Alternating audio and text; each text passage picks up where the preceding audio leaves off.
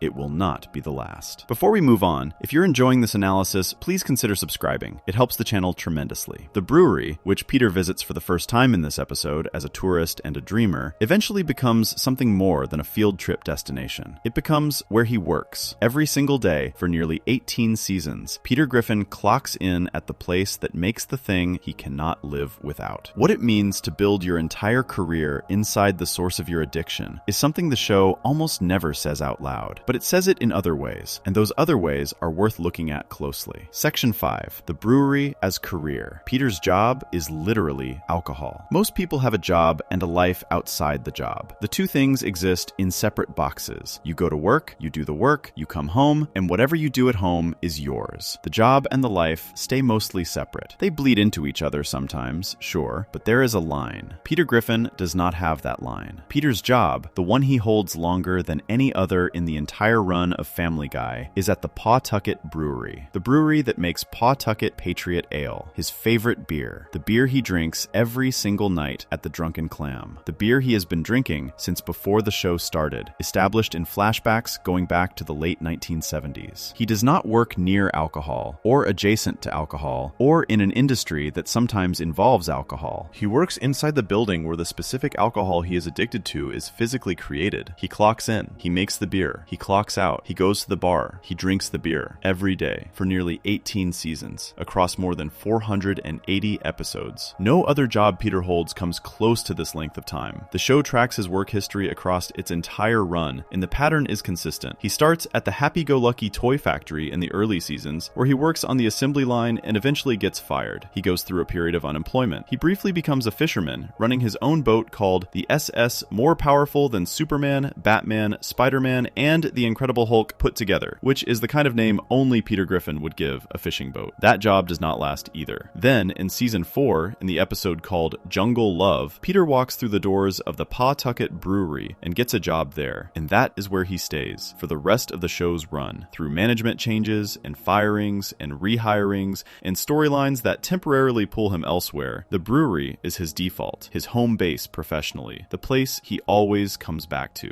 The brewery is first introduced to the audience in Wasted Talent back in season 2, when it is presented as a magical and mysterious place that regular people almost never get to see. Peter drinks enormous quantities of Pawtucket Patriot Ale, trying to find a hidden silver scroll inside the bottles, because finding a scroll wins you a tour of the brewery and a lifetime supply of beer. That setup, drinking your way to a prize that is also more drinking, tells you everything about how the show frames Peter's relationship with both the beer and the place where it is made. When Peter eventually gets a job there, the tone shifts. It is not a magical place anymore. It is where he works. It is where he spends his days. His boss for a long stretch of the show is a woman named Angela, who is strict and humorless and frequently at odds with Peter's approach to doing anything. His coworkers include a man named Opie, who communicates in ways Peter consistently cannot understand, and a man named Fuad, who is Arab American and becomes a recurring presence in the brewery scenes. The workplace is ordinary in the way all workplaces are ordinary. People have jobs to do. There are rules. There are consequences for not following the rules. Peter ignores the rules regularly and somehow keeps his job anyway, which is its own kind of joke that the show runs for nearly 2 decades. But step back from the individual episodes and look at the structure of Peter's daily life as the show builds it. He wakes up in his house on Spooner Street. He goes to the Pawtucket Brewery, where his job involves handling, producing, and being surrounded by beer all day. He finishes work and goes to the Drunken Clam, where he drinks Pawtucket Patriot Ale with his friends. He goes home. He goes to sleep. He wakes up and does it again. Alcohol is not a part of Peter's day. Alcohol is the architecture of Peter's day. It is what his work is made of and what his leisure is made of. There is no version of a typical Peter Griffin day that does not involve him being in the presence of beer for the majority of his waking hours. The show does not announce this as significant. It never stops the action to point at the structure and say, look at what this man's life is built around. It just shows it, episode after episode, season after season, as if it is completely ordinary, which, in the world of Quahog, it is. Nobody finds it strange that Peter works at a brewery and drinks at a bar every night. It is just who Peter is and what Peter does, but the normalness of it is precisely the point. The show has constructed a life for Peter in which the thing that would be recognized as a serious problem in the real world is so embedded in every layer of his existence that it cannot even be identified as a problem. It is just the background. It is just Tuesday. There is an episode called 3 Acts of God from season 12, where Peter tries to impress the brewery's CEO, Mr. Carlisle, by shooting a hawk with a crossbow while tailgating at Gillette Stadium. The lengths Peter goes to in order to protect his position at the brewery are significant. This is a man who is genuinely invested in keeping this particular job, not just any job. The brewery matters to him beyond a paycheck. It is connected to something larger in his sense of who he is. When Angela eventually dies, written out of the show after actress Carrie Fisher passed away in real life, the brewery passes to a new management team. An interracial married couple named Bert and Sheila take over, played by Bryan Cranston, among others. The dynamic shifts. Peter does not thrive as easily under new management. There are episodes where he finds himself struggling with the new structure. Eventually, Bert and Sheila are replaced by a new owner named Preston Lloyd. Through all of these changes in management, through all the different people sitting in the boss's chair, Peter keeps showing up to the same building. Different faces at the top, same brewery, same beer being made, same Peter Griffin on the floor, doing his job, badly enough to be remarkable, but not badly enough to be permanently removed. The show also uses the brewery as a setting for jokes that, if you look at them straight, right are not entirely jokes. In an episode where the brewery hires a young consultant named Hammer to help them appeal to younger drinkers, Peter catches on to the new approach immediately. He is good at it. He understands intuitively how to make drinking seem appealing and fun and like something you want to be part of. This is not a skill he developed at work. He came in with it already fully formed. Because he has been a natural promoter of drinking his entire life without ever being paid to do it. There is also the matter of Cleveland joining the brewery in a later season. In the season 21 episode, Unzipped Code, Cleveland gets fired from his job as a postman and ends up working at the brewery. Based on what the episode shows, Peter's role at the brewery appears to involve loading trucks and coordinating deliveries. Cleveland takes over Peter's job after outperforming him and gets promoted. Peter is outshined at his own workplace by one of his closest friends in a building dedicated to making the drink that defines his life. The show plays this for comedy, but it quietly confirms something. Even inside the brewery, even on the home turf of the thing he loves most, Peter is not particularly excellent. He is there. He shows up. He has the job. But excellence is not really the point. Being near the beer is the point. Having a reason to be in the building every day is the point. This is the part of Peter's relationship with alcohol that is easiest to overlook because it is so steady and unexciting. The flashy stuff, the drunken stunts, the Drunken Clam adventures, the episodes built around Peter being visibly and dramatically intoxicated, those are easy to see and analyze. But the brewery is quieter than all of that. It just sits there in the background of the show's geography, a building Peter walks into every morning, and what it represents is the most complete picture of how total his relationship with alcohol actually is. He does not drink to escape his job. His job is part of the same world as his drinking. There is no escape because there is nowhere to escape to. The bar and the brewery are two rooms in the same house. Work and leisure are both organized around the same substance. Peter Griffin's life, examined from the outside, is a life in which alcohol is never more than a few feet away at any moment, whether he is on the clock or off it. Most people who drink heavily have at least the theoretical option of a part of their day that is separate from the drinking, a job that has nothing to do with alcohol, an environment where the substance is not physically present. Peter does not have that. Whether he built his career around his drinking deliberately or whether it worked out that way without him noticing, and with Peter, it is almost certainly the second one, the result is the same. His professional life and his drinking life are not two separate things managing to coexist. They are the same thing wearing two different sets of clothing. The show understood this when it made Peter a brewery worker in season 4. It made the connection visible, and then it left it there in plain sight for 18 seasons and never directly said what it meant. It did not need to. The structure says it on its own. Before we move on, if you're enjoying this analysis, please consider subscribing. It helps the channel tremendously. But here is where it gets more complicated. Peter working at a brewery and drinking at a bar every night is easy to frame as a lifestyle choice, a habit, something he does because he enjoys it and because nobody has stopped him. What happens when the show actually looks directly at what the drinking costs him, when it forces Peter to sit across from the consequences and choose? There is one episode, more than any other in the show's entire run, where Family Guy stops performing around Peter's alcoholism and actually engages with it. And what it concludes is stranger and more honest than most people give it credit for. Section 6, Friends of Peter G., the show's most serious engagement with alcoholism. Every show that runs long enough eventually has to look directly at the thing it has been joking about. The joke runs for a while, and then at some point the show blinks. And for one episode, sometimes just one, it actually engages with the real version of the thing underneath the comedy. Family Guy does this with Peter's drinking exactly once in a way that sticks,